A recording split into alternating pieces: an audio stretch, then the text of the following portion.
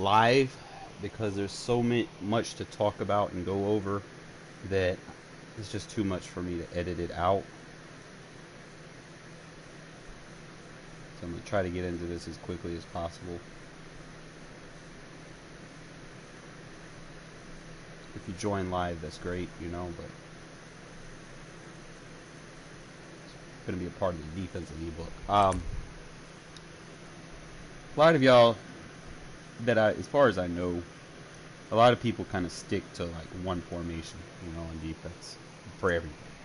And I try to preach against that, you know. You want to match personnel. Like, I can't emphasize this enough because, you know, let's say you come out in a 4-3 versus everything and then they decide to spread you out. Now you have your Mike linebacker playing the number 3 receiver, and you got your Sam linebacker out of the box playing, you know, a slot receiver or something like that. So you're really perplexed, and you got your safety having to play, you know, the other seam, and next thing you know, you're going to get cooked. Okay, so what I like to do is, like, certain formations you have to have, you know. First is going to be your heavy pass principle defense. Okay, now this is going to be more for like gun tight slots, gun empty, you know, formations like that. Okay, one formation that in particular I like to go is the $3-2-6. Now there are other aspects, like if you play in other defensive schemes, you know, you might have the dime 3-2-6. You know, it's the same thing. It's just, you know, dollar doesn't have the ability to audible to other formations, and it's fine, you know, as long as you understand the principles of what you're trying to defend versus, you know, what you have on the field or whatever. So one play that I like to go over, and I'm going to kind of cover the cover 6 for a lot of people as well. One thing that I would suggest is, like, anytime you come out any pass defense, you want to make sure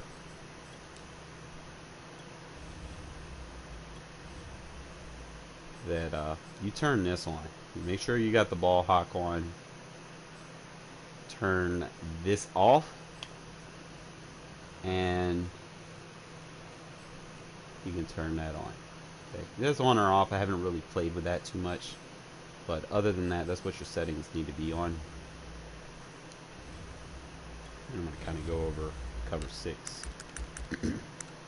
So we'll start in the dollar defense, and I'll pick cover 6. It's going to be more or less your base defense that you're going to come out in.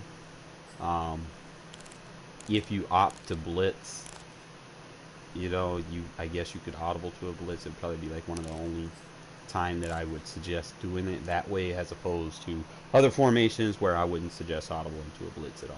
You know, so kind of chose the Packers because I think they got like formations like this. Like if you have like tray open, pack trips, or any pat trips or anything like that, then you're going to need this formation, okay? Because what's going to happen is you technically have 2 slot receivers, okay? 2 slot receivers, you need to have, you know, a pass defense. Like 3-2-6 is going to help you defend that, as opposed to nickel normal. Because you come out in the nickel normal, what's going to happen is you're going to have a linebacker on that slot receiver, and it's not necessarily going to be very favorable for you. Okay, just going to kind of go over some, like they've got some glitchy pass schemes. Okay, but I'm going to use the cover 6 to defend any pass and or run that they have out here. So we'll just go random play. Now, one of the logics that I do use for cover 6 that you technically should have on the field is, usually I'll flip it, but sometimes you're usually okay either way. Like, it's not necessarily, you know, oh, you're wrong or whatever, but you just want to make sure that you have more zones on that side of the field than what they have flexed out. Okay, so like we have the right technically the right setup. So if there's like any crossers, a mid-read would defend a crosser. This hook curl is going to be responsible for the out receiver. You don't necessarily have to play to the flat because you have the cloud flat over there. Okay. Now, usually in my cover 6 principles, I'll probably, like if it's a 2x1, I'm going to play it a little bit different. I'll probably run it flipped. But against trips, like when they're spread out and they got 4 wide receivers, you probably run it like this. You know, you don't want to get stressed out vertically or anything. But other than that, you know, we're going to go up against some random plays. And now, some of the stuff that I do like to do right here is I do sometimes put a contain on the fields. Like, you know, if they're going to have like all day, you know, or trying to bite, you know, trying to find something open versus match coverage, you can opt to keep the double contain, or you can put the contain with a single rush. It doesn't matter. If you do choose the single contain, just be very what's the word I'm looking for? Be very adamant to, you know, anytime they change a play or they hot route, sometimes it'll glitch you back to double contain. So you just want to re-blitz that single defender. Another thing that I like to do anytime I'm playing these match defenses, you want to be in charge of one of the seams. Like you're either going to be on a seam flat, curl flat, or you're going to be on the vertical hook. Do not user any of the other defenders, especially if you're not sure what their match assignment is. Okay, if you start trying to user, and then, you know, a lot of us break bad tendencies where we try to just chase anything, you know, and we over chase routes, and then next thing you know, you're going to leave something wide open. So it's safe to user this right here because it's a simple read. You know, you got 2 readers. You got the receiver, and you have the running back that you pay attention to, and then if anything crosses, you can come back over here. So you only have to user one side of the field. The match principles will help you for anything that decides it wants to go.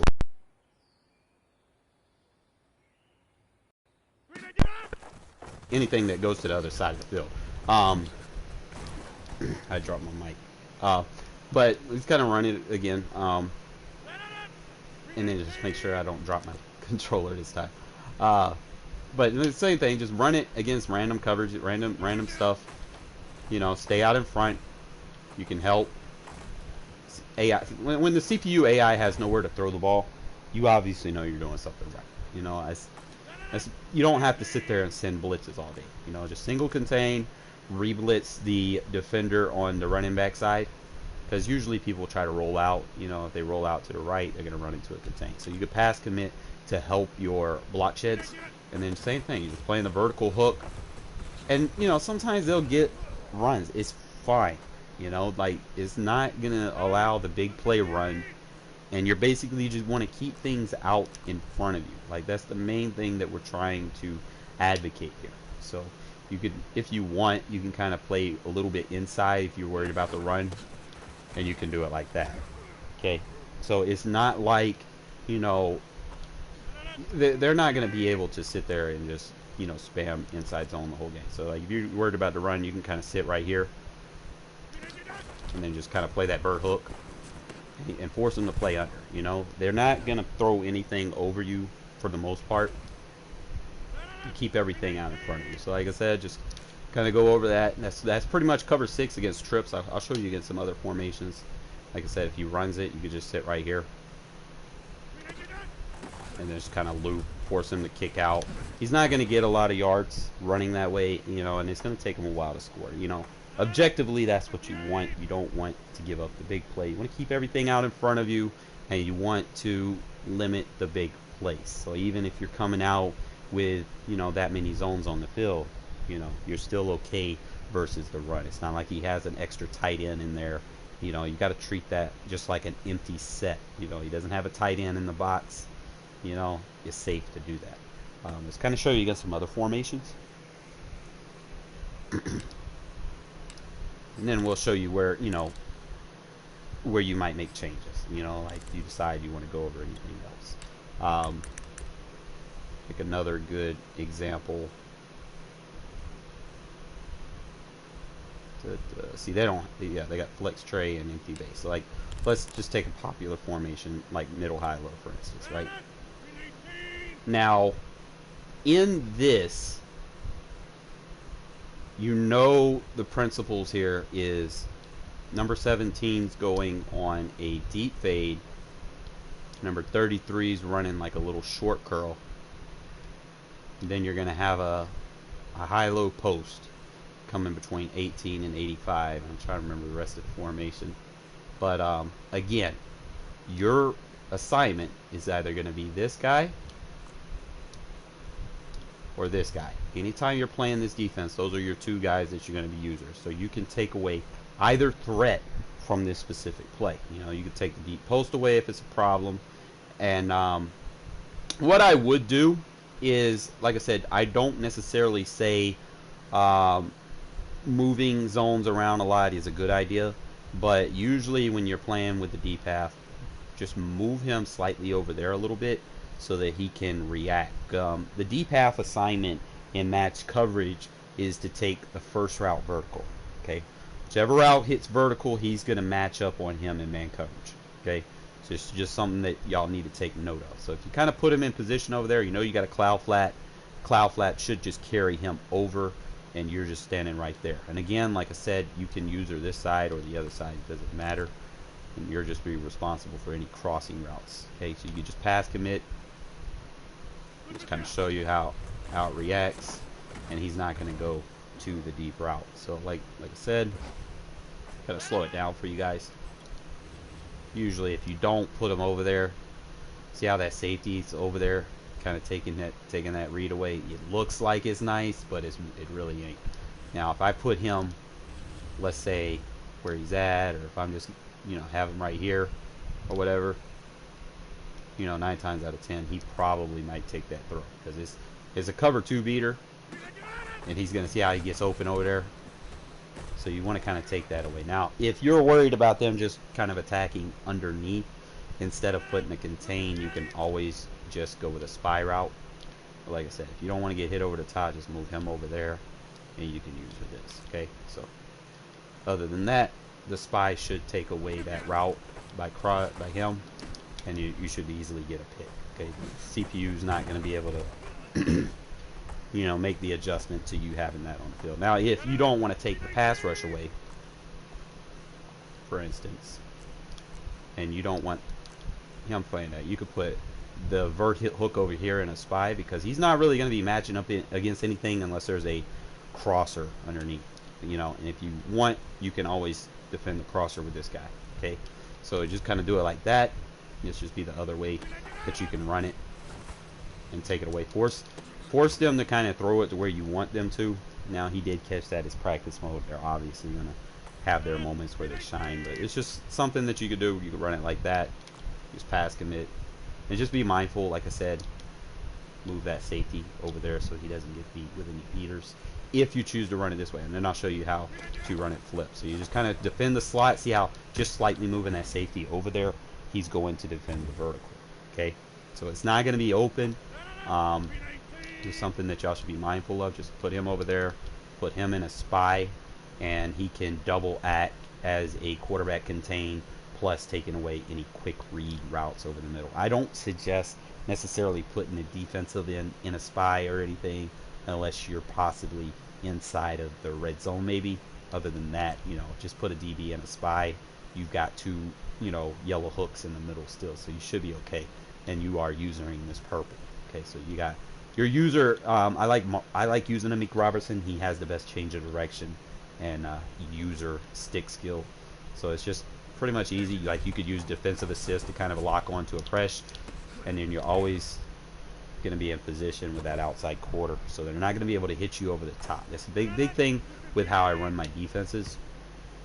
I'm going to run it flip now, kind of show you how it still stays in the format. So there's not like no right or wrong way to run this. It should be able to defend anything that's that you're possibly worried about. Okay, so kind of go back into it again.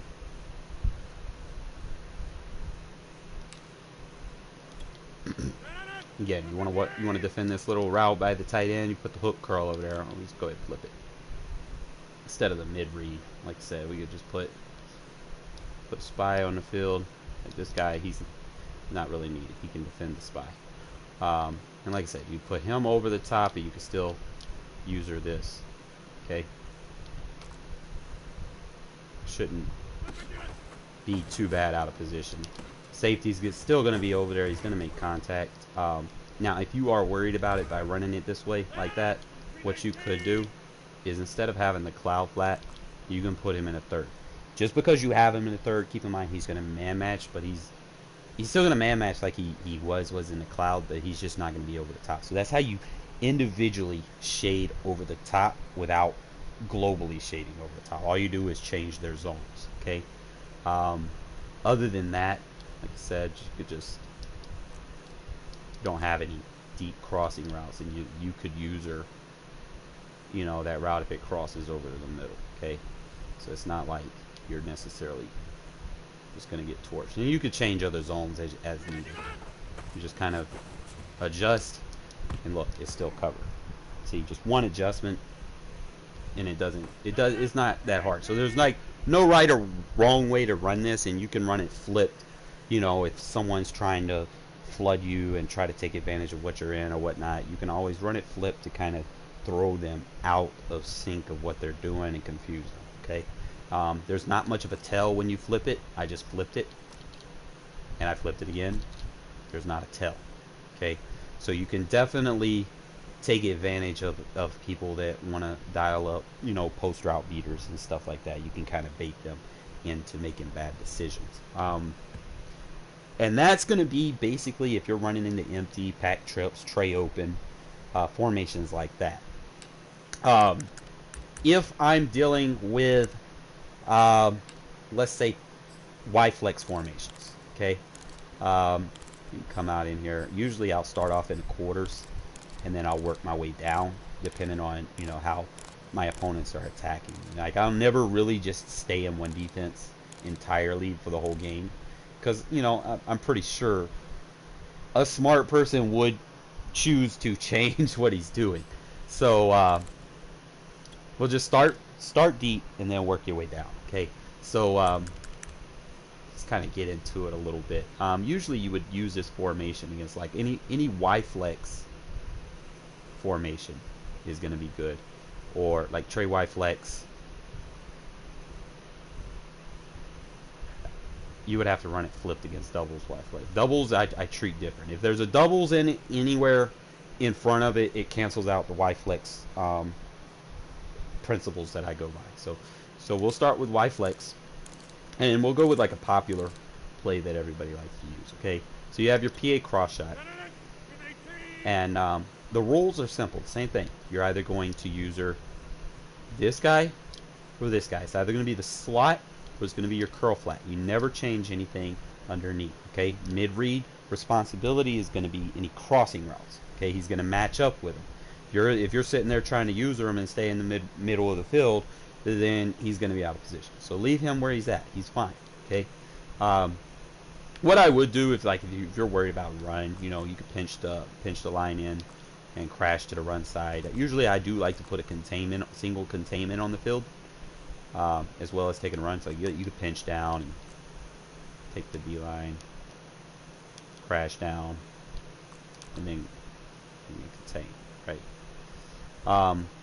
But other than that, your responsibility, if you're playing this curl flat, quarter flat area, okay, your responsibility is the running back first, and then anything over the top. So if you see a route break out first, you're going to defend it, and then you're going to drop down to the flat, or you're going to take the flat and you're going to drop up to the curl. That's all you have to worry about. You ain't got to chase anything sideline to sideline. You should be okay. Okay. Other than that, we're just going to run the play as is, and you just pass commit. And like I said, you're responsible for anything that breaks out to the flat. So we come over here, we use her, and everything should be matched up. Okay. You know, of obviously the quarterback. You know, you could shade over the top if you want. You know, but sometimes the AI in the game will. You know, I mean that is. Devontae Adams, so he'll get his versus a lower rated safety. But usually you just come over here, you want to defend the flat. That area of the field is going to be covered. All right. If that becomes a problem, you know, you don't see that happen too much in regs, but if it becomes a problem, what you can do is you can motion that guy over, and then you can user it. His responsibility in this type of formation is going to be this guy. He's going to sit and wait, and if you user it, it's going to prevent that play action from biting you down. Okay, so as long as you know your responsibility, you can choose to user this. Okay, so you know you're on that tight end. I mean, that receiver route over there. See how I got in front of him?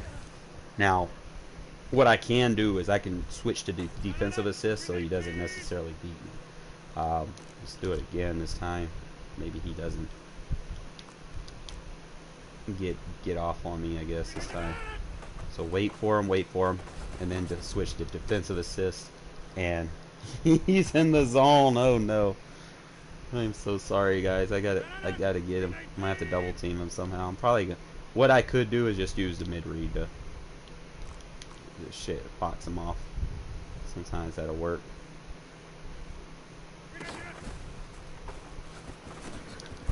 Yeah, he's in the zone. That sucks. Here, let me do it like this. Let me put him in a hook so you can box him off, and then I'll. If I could just shade him off for 3 plays, we'll be good. Probably go cloud flat to keep that guy from getting over, and then just put the vert hook over there to kind of box him out, like chip him a little bit.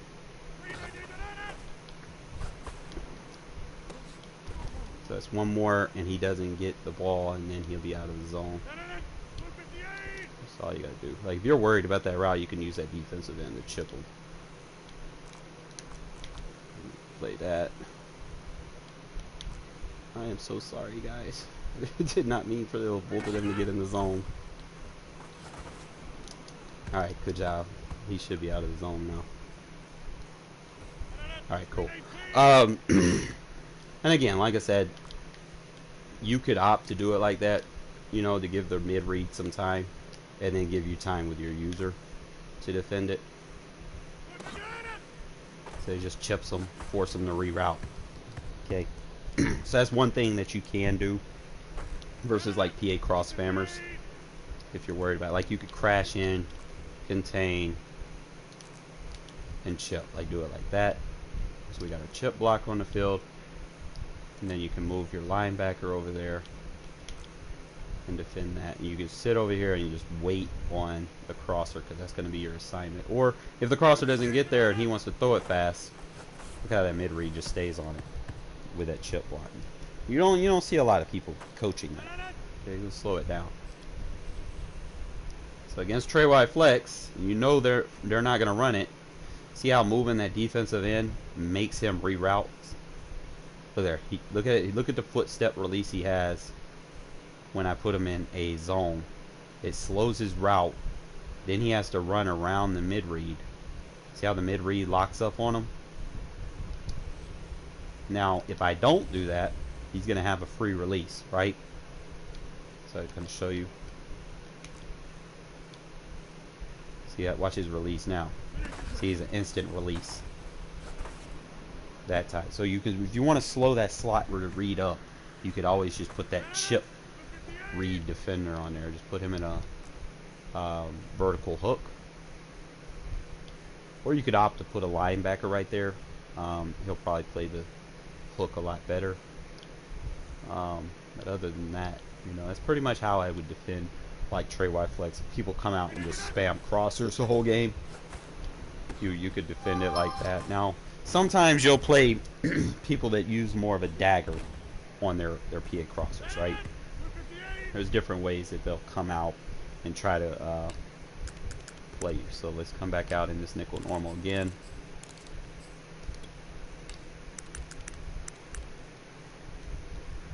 But I've probably seen every possible scenario. Like another scenario is like the levels wide corner. Now usually I would play a cover 6 right here, but I'm just going to show you match principles first would kind of go right there. If you want, you could opt to put the vert hook there.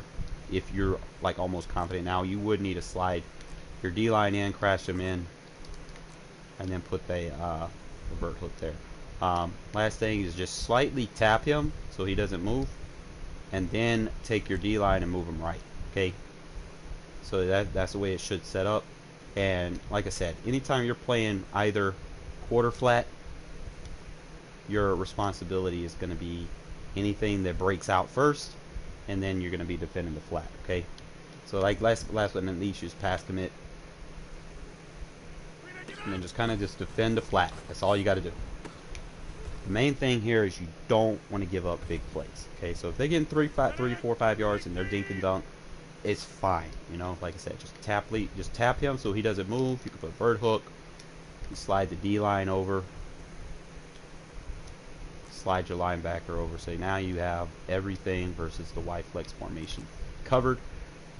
And we could just pass commit for better block sheds in the pass rush, and then defend the flat with the defensive assist. Force him to, you know, get rid of the ball. Now, like I said, I would play more of a cover 6 versus that. That way I have more underneath zones. You know, cover 6, cover 9, you probably have 2 vert hooks in that vicinity as opposed to 2 quarter flats or something like that. Quarter flats are going to help you defend anything outside and vertical.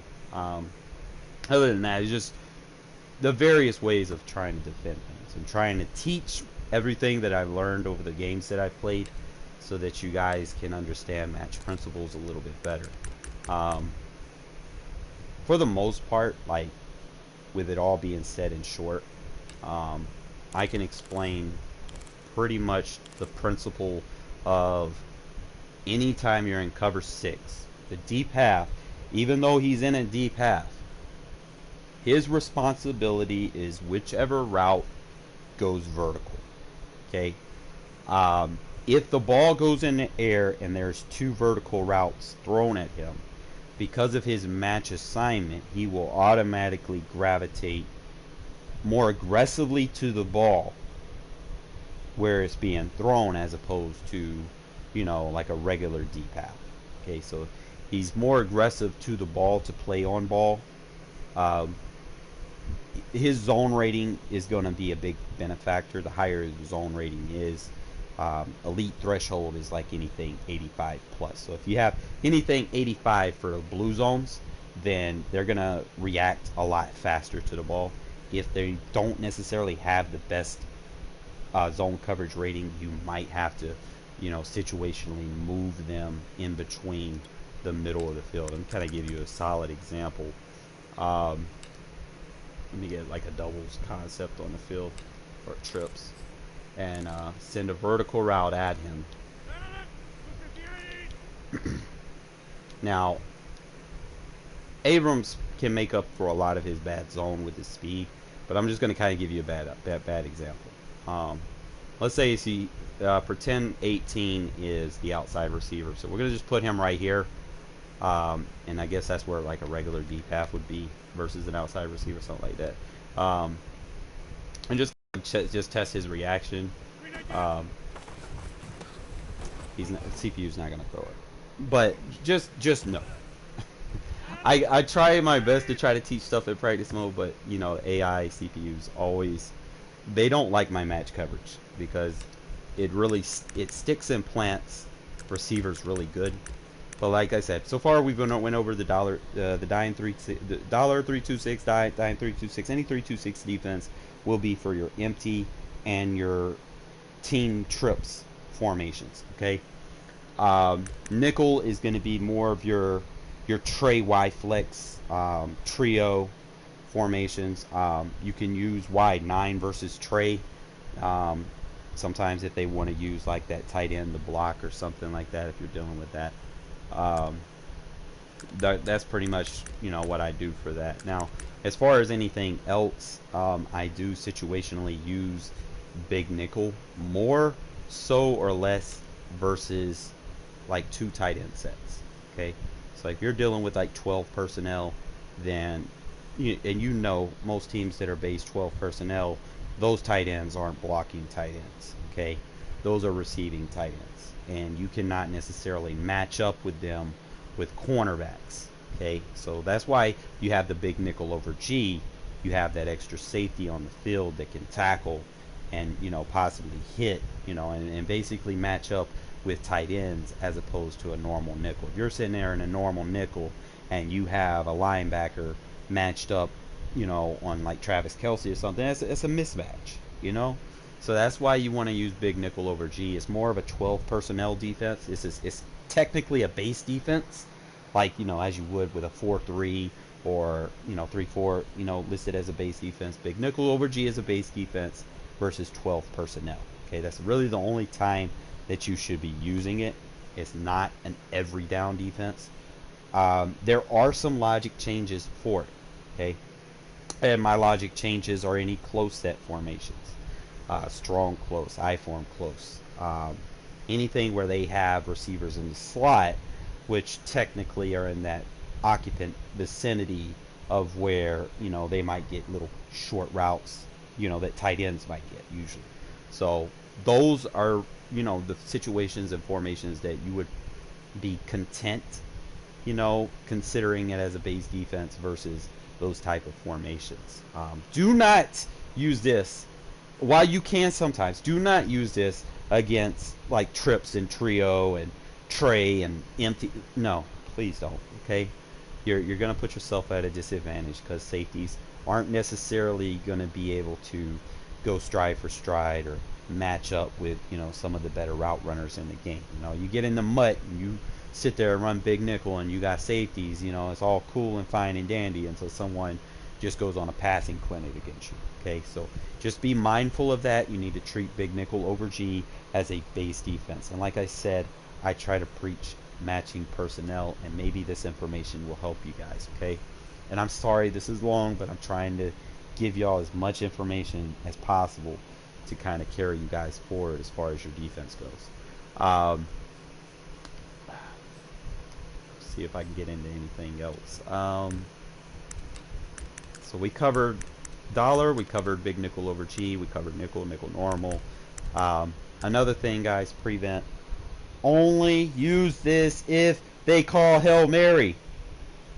I've seen time and time again where people call this as a last play effort where there's 3 seconds on the clock, and I know this, right? And I throw one play touchdowns on it. Okay, this is a prevent Hail Mary defense only. Okay, do not use this as a last resort second defense. Oh, I'm gonna stop. No, you can get bombed on if you aren't careful. The only plays this is gonna work against, like I said, is any Hail Mary situation. When you see Hail Mary on your opponent's play call, that's the only time you call this. Do not sit there and use this like a I'm going to prevent. It's not what you think it is, okay? Like, that's as simple as I can put it for you guys, okay? So I'm trying to help you. I'm not here to hurt you. I'm trying to help you. I don't want to offend nobody. But that covers that formation real easy. Like, I think the last ones that I have is going to be dime. And your base defenses 3-4 and 4-3. And I'll kind of get into those in a second video. This one's going to be more on the passing defenses, and then I'll do a separate live stream for the other 3 formations, and I'm going to upload this to my ebook so that, you know, anyone that wants the valuable information, you know, definitely have something that you can kind of lean on towards knowing what you need to call. Again, I appreciate you watching. I'm going to go ahead and cut this stream, and then I'm going to do some live streaming on gameplay. Again, appreciate y'all watching. If you just tuned in, you know, like I said, this is going to be uploaded to my ebook. It's valuable for information that you need to take into moving forward. Like I said, I'm about to cut this stream. I'm going to restream and do some live gameplay for you guys, and then I'll come back later tonight, and then I will break down the 3-4 defenses and the 4-3, and then I will continue to kind of preach the match coverage logic for you guys a little bit better. And then appreciate you guys, man. Y'all mean a lot to me, and appreciate y'all tuning in, and it means a lot. All right. So like I said,